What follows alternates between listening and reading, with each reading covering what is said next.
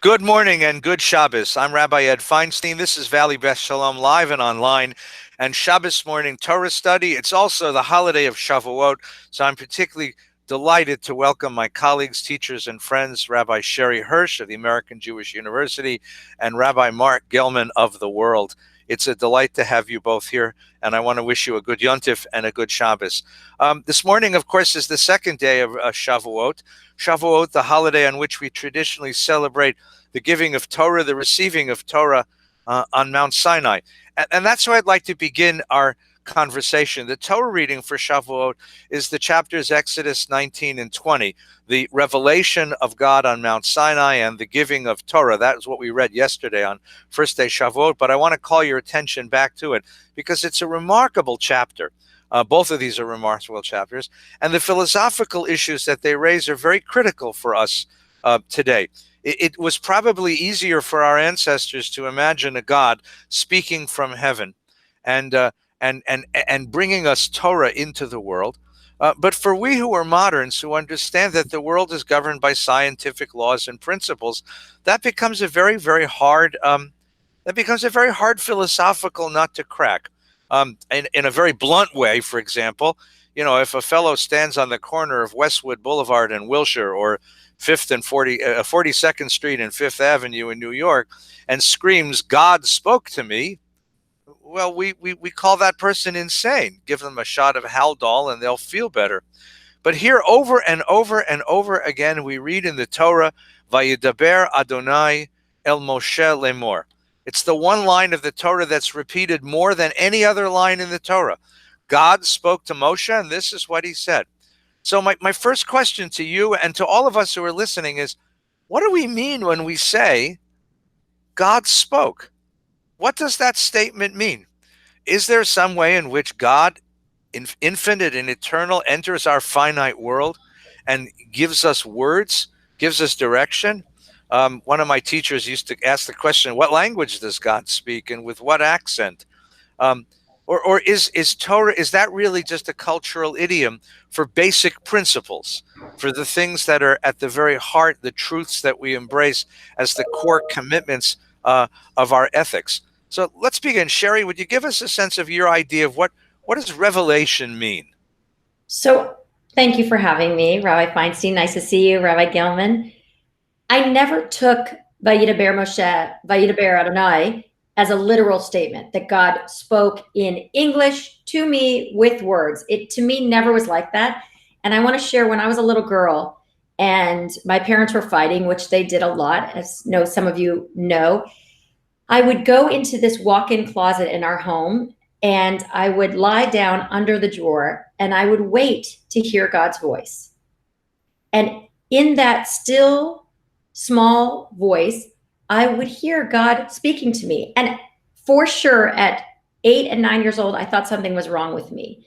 But what I heard was God listening to the stirrings of my soul. And I have relied on that, call it intuition or God speak, my whole life. And I see it all over the place, that when people get quiet enough that they're able to hear revelation in their own lives, I call them God shots. And all the time I hear people say, oh, that was a God shot. And my other favorite one was, I had just gotten a book deal with Random House. And I was thinking, oh my God, how am I going to write a book? I was a terrible English student in the 10th grade. I could barely understand James Joyce. And I walked down the stairs of Random House. I opened the door, stood outside, and right in front of me, Barnes & Noble was staring back at me. And it said at the front, how to write a book, on sale now. And it was like, God shot. So I walked in and I bought 3 copies and left. And so I think sometimes when we step back, God reveals God's self to us in very subtle but very powerful ways. Sweet. Thank you so much. Rabbi Gellman, does God talk to us? Yeah. God talks to us in 3 ways. And one of them cannot be really understood. The first way God speaks to us is through human reason. In the Middle Ages, they began calling it natural law. That means there are human intuitions that proved to be correct. For Kant, he figured out what made them correct, and that was that they are universalizable. That is, God reveals to us in the Torah in various places, but not in every place in the Torah, universal ethical truths. A universal ethical truth is a truth that you would wish everyone, as Kant says, to act on that maxim which you would will to be a universal law of nature, by which he meant simply, if you believe and can prove that everyone should act in a certain way in a certain circumstance, that is a valid ethical judgment. It's universalizable. Everyone should do this. Everyone should do X. That's what makes it universal. Now, as Hermann Cohen and other Jewish philosophers have taught us, who were influenced by German rationalism and particularly Hegel, the fact is that you don't need a revelation to know the natural law. You just need human reason. So you have a kind of dual revelation with natural law. You can get it by human reason, or you can get it from the Torah. But for example, the example Kant picks is thou shalt not steal. He says you can learn that you shouldn't steal without Exodus 20. You don't need to have that revelation, but it's in Exodus 20. So it's a kind of dual level of what we can learn without God and without the Torah. That's natural law. The second is that God speaks to us through things that cannot be universalized, but give coherence and flavor and structure to sacred time in Judaism. That is, lighting candles on Friday night and hearing the shofar on Rosh Hashanah and eating blintzes on Shavuos. All of the structures of things that we couldn't universalize. That means we don't believe everyone should light candles on Friday night. That's just for Jews and keeping kosher and all of that. But those things are actually, in my view, communications from God through the Jewish people that have given us a coherence over time as to how to live as Jews, but not in ways that apply to everyone, in ways that only apply to us. The ethics apply to everybody. The third way that God speaks to us, in my opinion, is what Sherre beautifully and poignantly described, and I've had experiences of it as well, where you say something that is inconceivable rationally, that the God who created the universe and billions of galaxies cares, Sherre, that you're on the steps of Random House and looking over at Barnes and Noble. That doesn't make any sense. That the God who is that vast, that big, that enormous, that powerful, even registers the fact that you're on the steps of Barnes of Random House. And yet, there is a belief, and I share this belief, and Maimonides shared this belief, that somehow, in the order of creation, these God shots, as you beautifully describe them, Sherre, that happen. There's no way to describe it. There's no way to justify it. There's no way to prove it. But I know when I met Tom Hartman, he said, I had a dream the night before I met you, Marc, and God appeared to me in the dream and said, you're going to meet somebody I love. Tell him he's not moving to Florida because I'm not done with him here. And it just totally freaked me out because I was about to move to Florida and take a big position in Miami. And Tommy said, look, I had this revelation. Now, I can't justify that. I can't prove that. I can't say anything about that except that it happened. So there's three ways: universal ethical law that anyone can get to, the non-universalizable Jewish traditions, some of which we can discard, some of which we can innovate in, some of which we observe. And the third is that personal touch, that personal theophany, in which somehow, against all rational odds, God is speaking to you. if I might, to close with this, this is a letter that Franz Rosenzweig wrote in 1924 to his friend Martin Buber, and he was asked by Buber, "Do you believe in revelation? Do you believe that God speaks to us?" And he said, and that the Torah is the record of it. And Rosenzweig wrote this. He said, "But if the Torah is not a fairy tale," which was what they were debating, Buber thought it was a fairy tale, "what then? I cannot say right now. If I should think about it today when it is past and try to say what it is, I should probably only utter the platitude that the Torah is a fairy tale. But on that day," meaning Shabbos, he meant, "on that very hour," by which he meant the reading of the Torah, the Torah is, well, certainly not a fairy tale, but that which is communicated to me, provided I am able to fulfill the command of the hour, namely to open my ears. Revelation is the way God opens our ears." Thank you, Marc. I think it's interesting that the Torah, at least superficially, is completely unself-conscious about this. God starts talking, and nobody seems to question, like, it's God. God says to Avraham, "Lech lecha me'artzecha." I want you to leave home and leave everything you know and follow me to this strange place. And Abraham's response isn't like, "Who is this? Who's talking?" He just does it. He follows it. It's sort of self-evident to him. Moshe argues with God at the burning bush, and he refuses 5 times to take up the mission. But at no time does he stop and say, "Who is this God? Am I having a vision?" On the surface, the Torah accepts revelation and in its simplest form, in a very like two friends talking, as in an unself-conscious manner. But if you go a little bit deeper in the Bible, especially, you discover that there's more to it than that. Sherry's reference to the still small voice. So Elijah, having been being hunted by Queen Jezebel, runs out to the desert, goes to the same mountain we're reading about in Exodus 19, the mountain of revelation, the mountain where the thunder and the lightning and the quaking and all of that happens to him. And the Bible says very explicitly, God was not in any of that. And then it says, "Kol demama daka."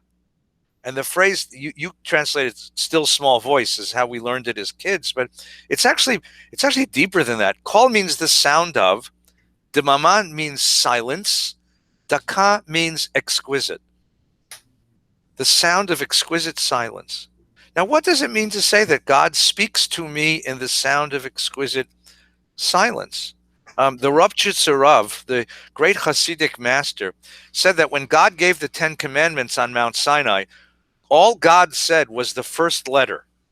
Well, the first letter of the first line of the 10 Commandments is an aleph. And as everybody knows, aleph is a silent letter. Well, the idea that God speaks in silence, again, this is Martin Buber, Marc, Buber's notion that the highest revelation is not content, it's not "thou shalt." The highest revelation is simply presence. When my friend is in pain and I show up, I am present to my friend. You don't say anything at a house of Shiva. You just show up and hold the hand of the widow or the widower or the mourner, and just being present. God is present, and that's enough. That's enough. The last line of Adon Olam is Adonai li v'lo yirah. God is present to me, and therefore I'm no longer afraid. I don't need to hear the booming voice. I don't need the words, the codes of law, the instructions. I just need the presence. Let me intrude, if I can, to support that wonderful insight by adding this, which is the end of the letter I started to quote the other before from Rosenzweig. About revelation, he says, "This revelation," writing to his friend Buber, "is certainly not law-giving. It's not law-giving. It is only this. Revelation, the primary content of it, is revelation itself. He came down," meaning God came down to speak to the people. "This already concludes the revelation. He spoke. That's way after the revelation. It is the beginning of interpretation. And certainly I am, Anochi, I am the Lord your God, that is certainly the beginning of interpretation. So that supports this idea that revelation is silence, its own sense of presence, but it is not law-giving. And that is the insight that conservative and reform and reconstructionist Jews all share. If revelation was law-giving, no law could change. But if revelation is something above the law that informs the law or doesn't inform the law, in which case we can change the law, if that's the case, then the law is something different than revelation. That's the debate between Orthodox Jews and non-Orthodox Jews of every stripe. Is the revelation law-giving? They say yes, we say sometimes. So the debate comes down to this. It's actually a very interesting sort of way to think about it. If you imagine Mount Sinai, and we stood at Mount Sinai, that's Exodus 19. And Exodus 20 is the Ten Commandments.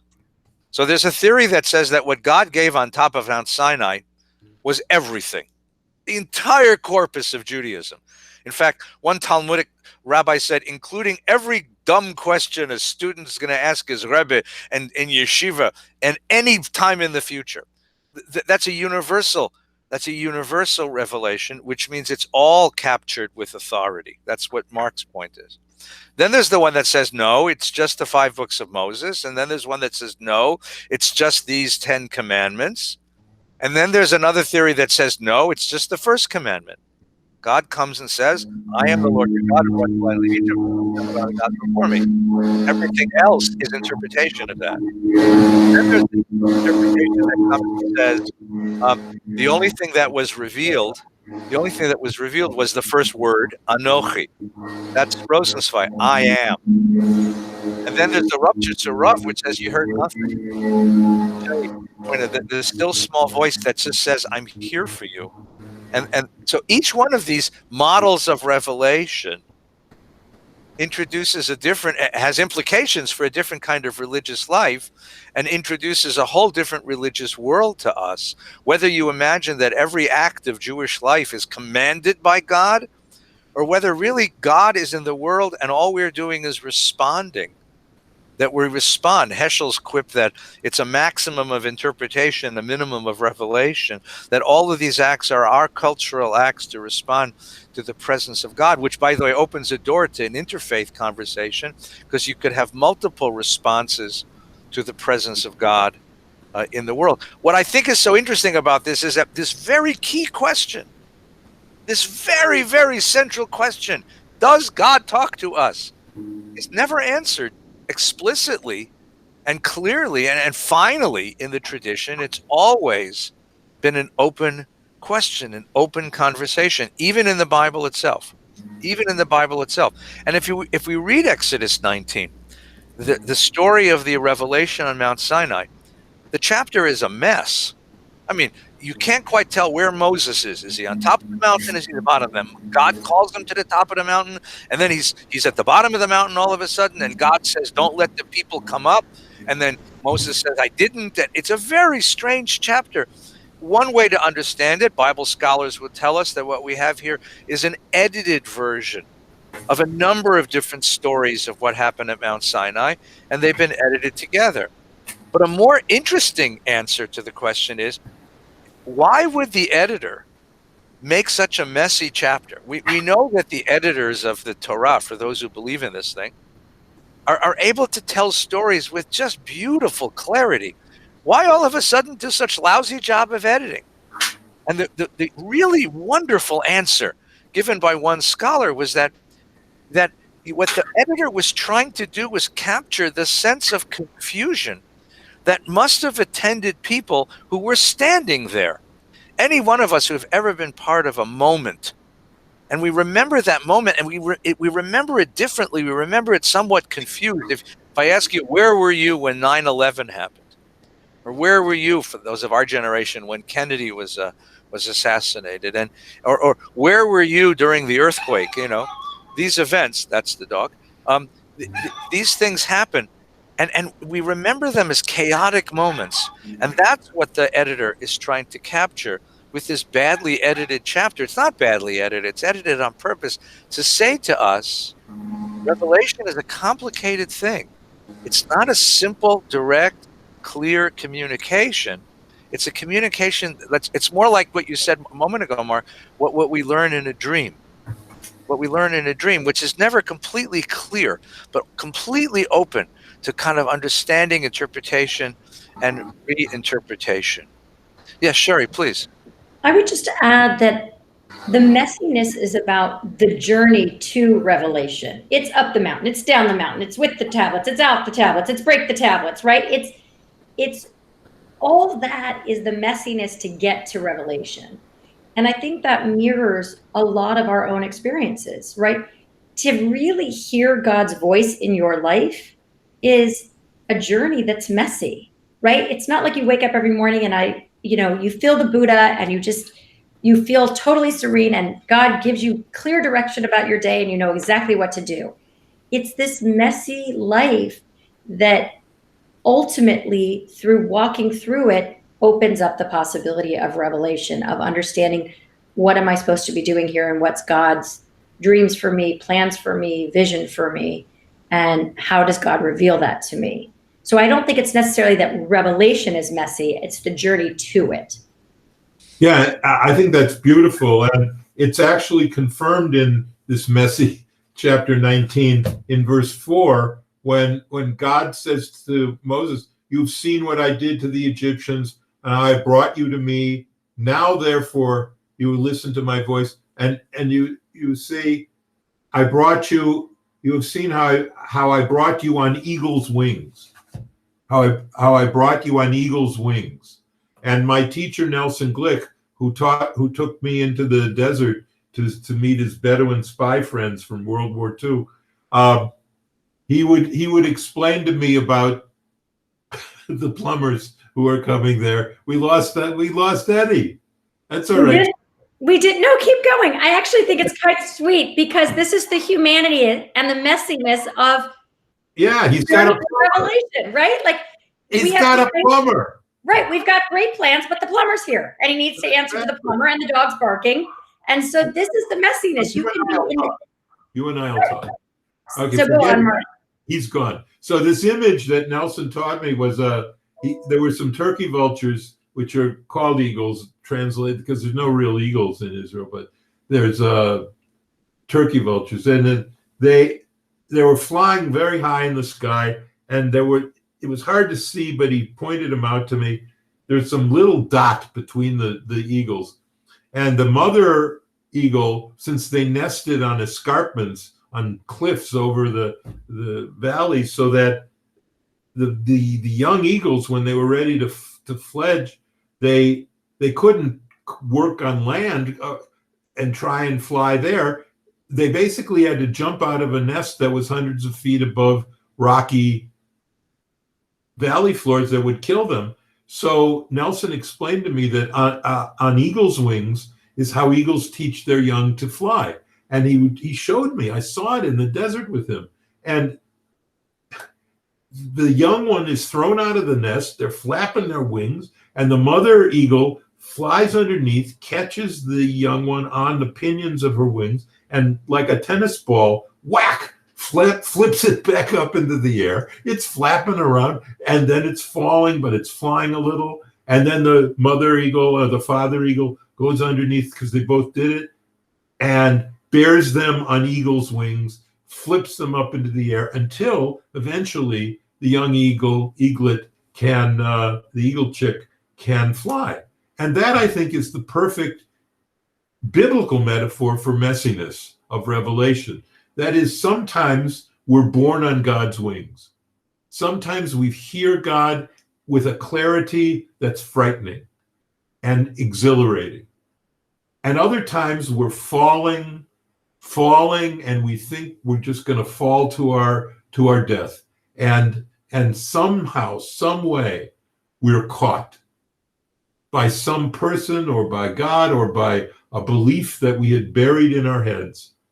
And we're caught, and we're were thrown up into the air. You know, this happened to Rosenzweig on Kol Nidre, where he was about to convert to Christianity, and he goes to a synagogue just because he was wandering the streets, and he had a revelation of God, and it turned him, and he became a major Jewish theologian, and it renewed his faith.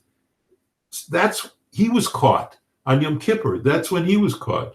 The evening when I was about to accept a position in Florida, but Tommy said he had a dream, that was an evening I was caught and flicked up into the air to make the God Squad with him. And there's 100 other examples that all of us have where we were lost. I was lost and now I'm found. It's the amazing grace for Christians, the way they sing the hymn. So I think the eagle's wings, for me, have always been the best image of the messiness of Revelation. That's a beautiful, beautiful metaphor. I want to just, ask those who are watching and listening this Shavuot. I think the interesting question is one of those moments when life turned, and you had a sense that you were being turned by life, that somehow something had happened to you. Think about the Joseph story. The whole cycle of the story of Yosef, God doesn't talk to Joseph. Joseph perceives God in the dreams he interprets. He perceives God in the directions. At the end of the story, he says to his brothers, you intended evil, but God turned it around to good. It's a very different model of revelation. There's no voice from on high the mountain. But a man looks back at his life and says, it's a damn good thing it happened that way. Or when I'm trying to make a decision and it turns me in this direction. So you think about those moments when life turns, and you wonder, what was it that made me turn in that direction and find this particular truth? Marc, that's your story of the position in Florida. Sherre, that's your story about finding the book and then writing the book and becoming the author that you are. That you look back and find these moments when life turns, and whether you ascribe those to God or simply fate, something turns us. It comes from outside of us. I'd like to turn now to the content. So let's turn the page from chapter 19 to chapter 20. And chapter 20 is a very different kind of literature because it's the revelation itself. It's the content. It's the recitation of the Ten Commandments, the first time in the Torah. They're repeated in Deuteronomy, of course. And this section, it was so important to the Jewish people that it used to be part of the Shema. We would say the Shema Yisrael and Ve'ahavta, and you'd have the paragraphs that we have now from Deuteronomy and Numbers, and this was part of the Shema. This was part of the daily recitation of the key core words of faith of the Jewish people. And at a certain point in our history, I believe it was a response to the Christian community that assigned this as a higher revelation. The rabbis pulled this out of the Shema. And I wonder whether it ought to go back in again, because it's a remarkable statement. It's a covenant. It begins with a statement of relationship and then sets out a set of strictures. Something is expected of us. A way that we live, a way of behaving in the world is expected of us, and it's unconditional. It's an absolute. Thou shalt not murder. There's no sort of there's no fudging this. It's a very powerful statement, a very absolute statement. There's a beautiful midrash that Moses goes to Sinai and then goes to heaven to receive revelation, and the angels won't give it to him. The angels won't give him the Torah. And Moses is like, what am I going to do? The angels won't give me the Torah. And God says, argue with them. You're good. You're Jewish. Argue. So he says to the angels, do you have pockets?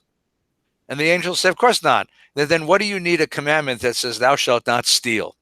Do you have desires? And the angel said, of course not. We have no bodies. Then why do you need a commandment that says, don't commit adultery? Do you have envy? And he goes on through all of the commandments.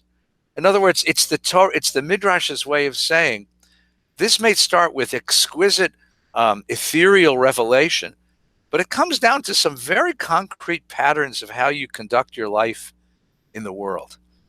Very concrete kinds of stuff. What makes this? What makes these commandments, of all the commandments of the Torah, what makes these commandments the Ten Commandments? What makes these commandments the principal commandments of the Torah? Well, first of all, if I would say they are not 10 commandments. My Gellman interpretation of this is that there's only 9 commandments. And I'm not doing well in convincing the entire known religious world that we should refer to them as the 9 commandments, but that's my story and I'm sticking to it. There's only 9 commandments. The first commandment, as we all know, isn't a commandment. I am the Lord your God. The Christians, in their counting of the 10 commandments, got this right. They got this right. They put number 1 and number 2 for us as number 1. No idolatry. And the first commandment for us, they believe, is a prologue. So there's only 9 of them. And secondly, there's problems with some of these commandments. And one of the problems is that some of them need to be adapted to others. I mean, to the world in which we live. The universal ones you describe aren't even that clear. You shall not murder. What does it mean to murder? And of course, King James messed it all up by translating it as thou shalt not kill, which it doesn't mean.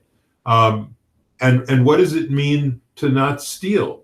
Genevat dat, according to the rabbis, stealing of knowledge is another form of stealing. So these are incredibly complex. And what does it mean that to testify truthfully?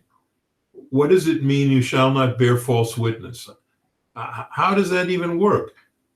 And really, I want to say a word about adultery, because pulpit rabbis get a lot of experience with adultery.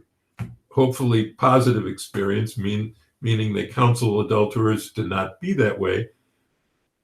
But in my experience with adultery, the big change I would make here is I don't think this adultery should be in the top 10. There's lots of marriages that have overcome adultery. And if you want to talk about murder and stealing, that's a big 10. No question about it. But adultery, I don't know. I'm not sure it should be on the list. Plus, the Jewish interpretation that the rabbis offer is completely wrong, which is they say if if a married man has sexual relations with an unmarried woman, that is not adultery.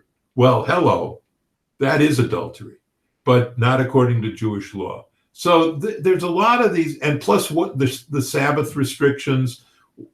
Why is it that Gentiles can come and light a fire in a Jewish home, and why isn't the Sabbath a Sabbath for them too? Even though it seems to indicate that it should be here. And also swearing. What's wrong with when you drop a heavy object on your foot? You're going to need to swear. I'm sorry. Gal dang it doesn't work. Gal dang it doesn't work. And what's wrong with the God and then the word damn? It's just a curse. It's just you dropped something on your foot. And what's wrong with that? Why is that in the top 10? You need a way to swear. I'm sorry. You can't live a fulfilled life unless you can really swear in an effective and satisfying way. So I have certain problems with the 9 commandments, and those are just some of them. Sherre, you want to try to defend the 10 commandments against Marc's criticisms? I'm not sure I can defend them, but what I can say is they were never 10 to me. They were a springboard for many, many, many commandments. And 10 was just the frame of which we formulated the commandments. So for example, when it says thou shalt not steal, I always think when you come late to a meeting, you're stealing someone's time, or when you show up late. And so when we read it at face value, thou shalt not steal, we're not thinking about time necessarily. So to me, that 10 is a very loose 10. It's a 10 plus, plus, plus, plus. And that's what we're about, is interpretation and coming to understand what that 10 is.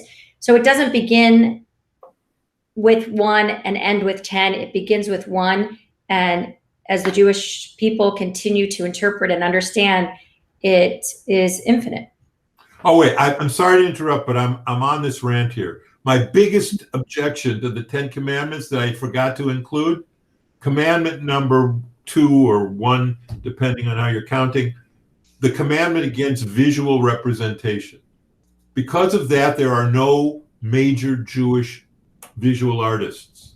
We cut ourselves off from visual art because of this commandment. And the Muslims who took it from us, they also cut themselves off, and there's no representations at all in a masjid.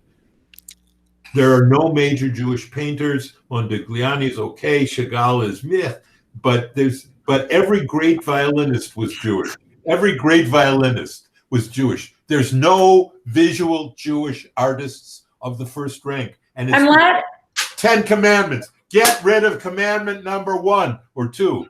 Get rid of it.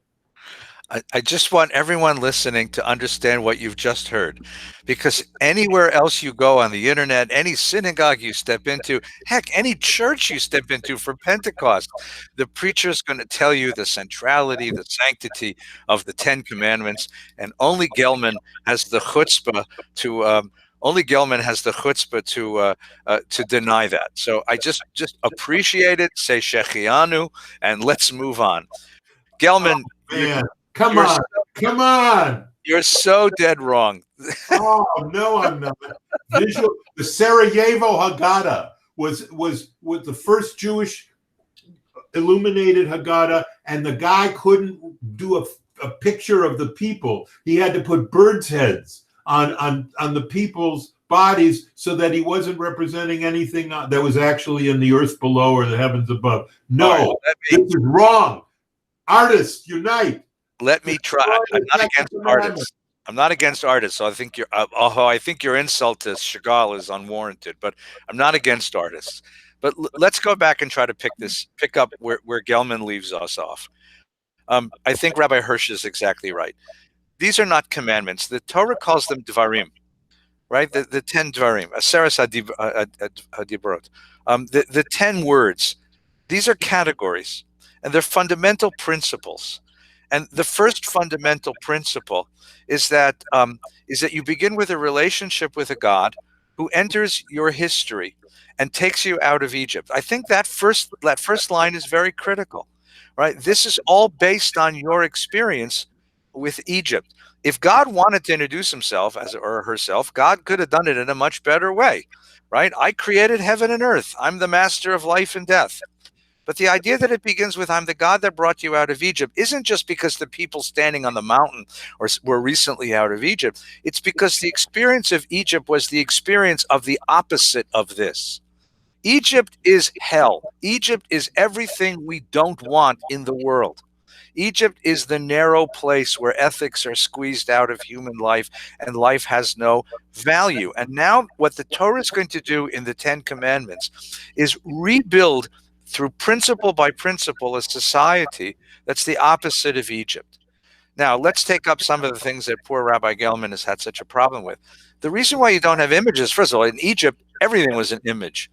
But once I create an image of God, that's what sticks in my head, right? If God is white, then how do I relate to black people? If God is male, how do I relate to women? If God is young, how do I embrace the elderly? If God looks a lot like me, and boy, isn't that the way it works in art? God looks a lot like me, right? Then I close myself off from seeing the God in each and every person. Abraham Joshua had the best midrash.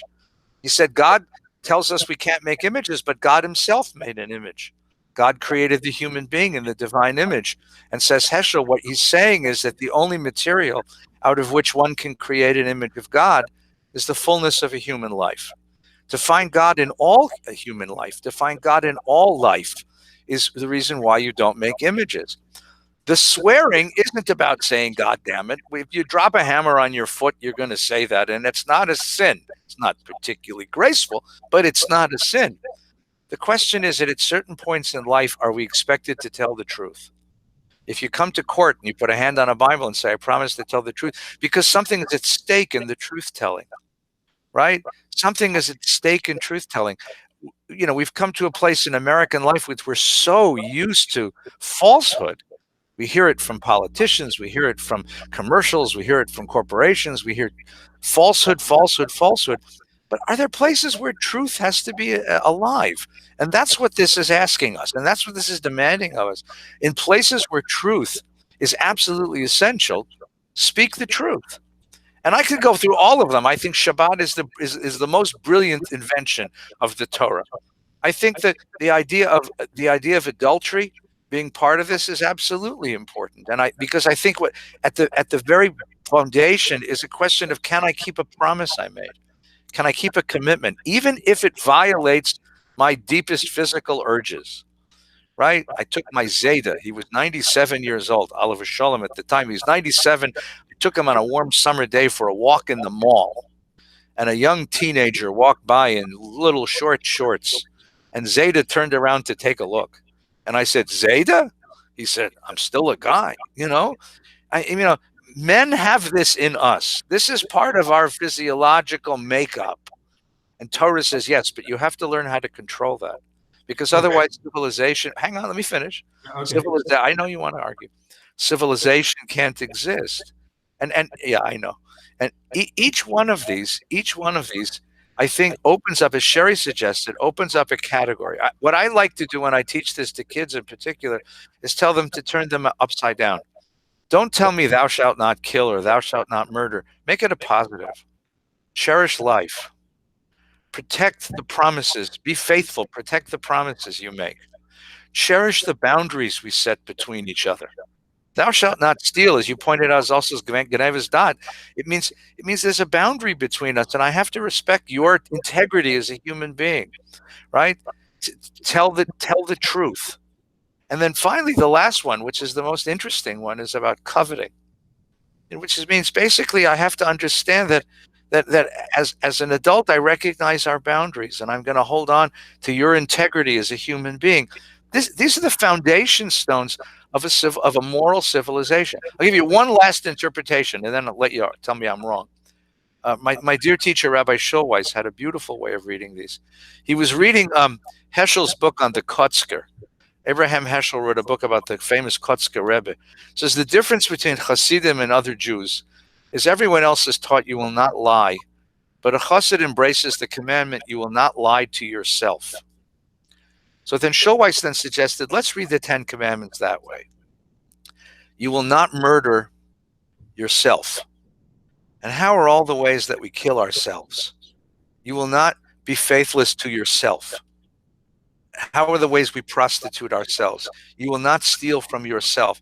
And this is a very interesting way of turning this from an apodictic set of commandments about how one runs a society to a very personal set of moral ethics. All right, Gellman, where am I wrong? First, I begin with Oscar Wilde's comment to a woman who was disagreeing with him. And he said, Madam, you have not had the pleasure of understanding me. And so let me just explain that I'm with you. I agree with you on a lot of things, but not on others. First of all, I totally agree with you on false witness, age checker. Without honesty in courts, without a legal system in which testimony is honest, the society crumbles. I'm with you. The final one has got to go, whether it's the 9th or 10th commandment. Lo tachmod is a ridiculous commandment because it's a thought commandment. You can't have a thought commandment. Remember when Jimmy Carter says, I've lusted in my heart? There's no such thing as lusting in your heart. You either commit adultery or you don't. And the irony, by the way, the irony was he did it in a Playboy magazine interview. Yes, I know. But the whole empire based on lust in your heart. But that's not a sin. And the truth of the matter is, coveting is not a sin. It's not a sin. There's nothing wrong with, and if it is a sin, how do you even determine if it entered your brain? Every other thing, you murder, you don't murder, that's out in the world. But if I coveted, did I covet? Didn't I covet? Get rid of it. There's nothing wrong with it, and coveting is one of the fuels for ambition. And let me just say about the images, you're totally wrong on that. The fact is that it isn't about no images of God. Oh, that was a nice little move, trying to slip the punch. I like what you did. but it isn't what the commandment says. It doesn't say you shall not make an image of God. It says you shall not make an image of anything in the heavens above and the earth below. And that's what is wrong. Well, I ask you this simple question. Is Catholicism enriched, or would it be more enriched if it didn't have the Pietà? Is there something wrong with the greatest sculpture I've ever seen, and most humans have ever seen, of the dead Jesus languidly reclined over his mother's Mary's lap? That is an exquisite midrash for Christians, and it's an exquisite visual representation. So don't tell me that there's something wrong with that. There's nothing wrong with that, and we didn't do it. We were forbidden to do it, and that's wrong. And all right. And then finally, on adultery, let me just say, you can live with someone who's an adulterer. Many of us have counseled couples who have overcome that. I don't know if you can live with someone who's a murderer. I don't think you can live with someone who's a murderer, and that's what's perhaps limited in Schulweis's interpretation. You shall not murder doesn't mean you shall not murder yourself. It means that guy in Minneapolis, the police officer who put his knee on that black man's neck and killed him, that's murder. That's murder. That's not murdering yourself. That's murdering another person. So I'm with the two. If there were just two of them, if there were just two commandments, don't murder and don't steal, I would be a happy rabbi. I would be a happy rabbi. Sherre, I want to give you a last word. We've heard Marc's rant. Very unusual to hear a rabbi rant against the Ten Commandments. So tell us quickly. Tell us quickly. You have a house full of beautiful kids, brilliant kids. When you talk about basic morality to children, how do you do that? So I just wanted to say one word, that I think the commandments are aspirational. They're not prescriptive, right? Okay. When you say do not covet, it's like, of course, God knows we're going to covet. The idea is that that's what we should strive towards. And that's a very different understanding of them. When you have a house full of kids, which directly relates to aspirational versus prescriptive, I have a lot of teenagers. If I'm prescriptive, you can do this, you can't do this, you can't do this, I can guarantee whatever I say no to, they will say, I will do. So what I share with them is, here is our ethical standards. Here's our aspirational vision of how we live our life. And that's what my prayer is for you. And we always said to them, and I just have to share this, your job, our job is to teach you how to keep yourself safe. And when you can't, to come tell us, but if you can't tell that you're not safe, we get to intervene. I know that sounds a bit convoluted, but essentially is to give them the tools to know how to live a well-lived life. And so there's expectations, and some of them are conditional. I don't believe that love is unconditional. I believe you love someone, but there are expectations. And you set these parameters, and you ask them to aspire to them in the same way that you're aspiring to them. And the other thing I would say is, we go out of our way more than ever when we break our own ethical aspirations and our own goals. We try to be as honest as we can about that, because that models for them that the goal is not to be perfect, but it's to continue the quest to find that. Well, thank you so much. I want to thank both of you for sharing this conversation this morning. I want to remind all of those who are listening to keep the Ten Commandments, despite what Rabbi Gellman has argued this morning, because you'll live a better life if you do. I hope that you have a wonderful Shabbat and a peaceful and sweet holiday. It's Shabbos morning. Following this Torah study, of course, we have Shabbat services, and then at about 11 o'clock, we'll be reciting the Yizkor prayers. If you tune in, you can join us to remember our loved ones. Take care, have a good Shabbat, and take care of yourselves.